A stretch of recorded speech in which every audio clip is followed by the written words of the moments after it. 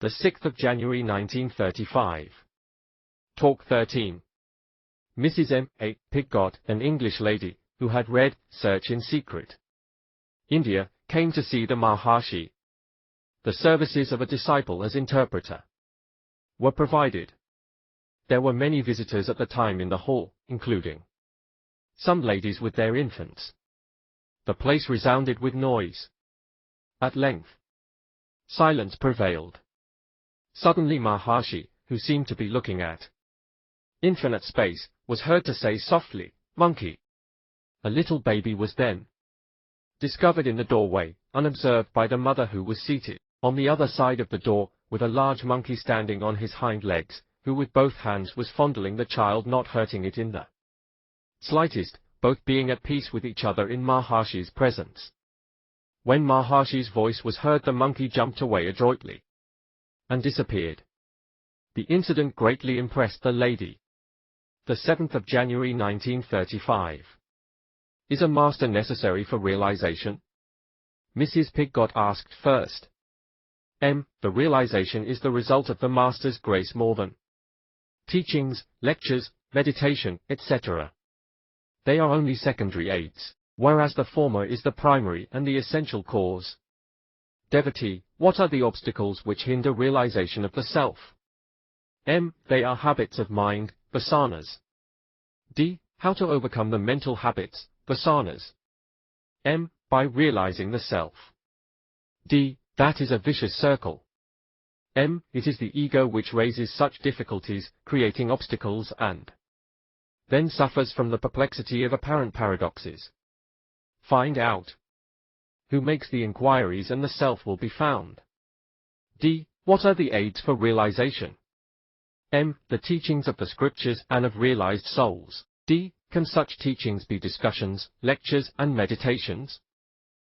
Yes, all these are only secondary aids, whereas the essential is the Master's grace. D. How long will it take for one to get that? Why do you desire to know? D. To give me hope. Even such a desire is an obstacle. The self is ever there, there is nothing without it. Be the self, and the desires and doubts will disappear. Such self is the witness in sleep, dream, and waking states of existence. These states belong to the ego. The self transcends even the ego. Did you not exist in sleep? Did you know then that you were asleep or unaware of the world?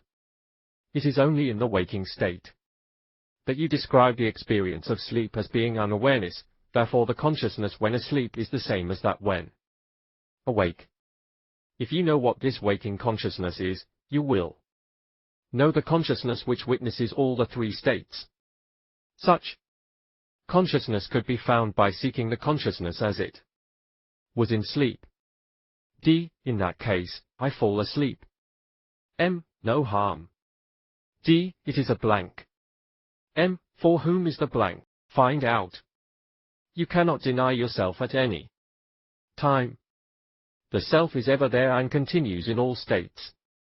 D. Should I remain as if in sleep and be watchful at the same time? Yes.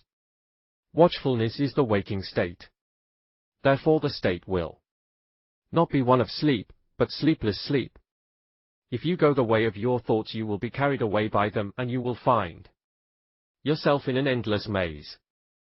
D. So, then, I must go back tracing the source of thoughts. Quite so. In that way the thoughts will disappear and the self alone will remain. In fact, there is no inside or outside for the self.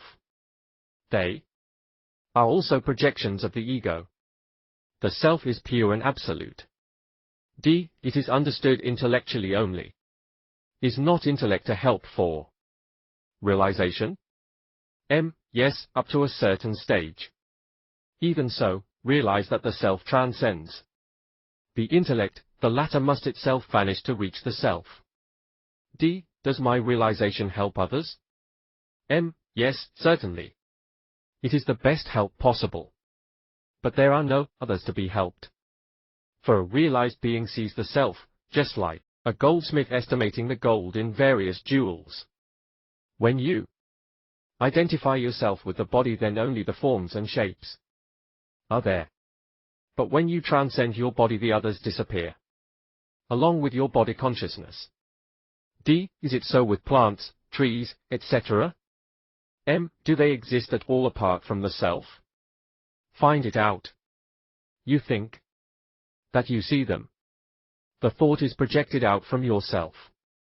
Find out where from it rises.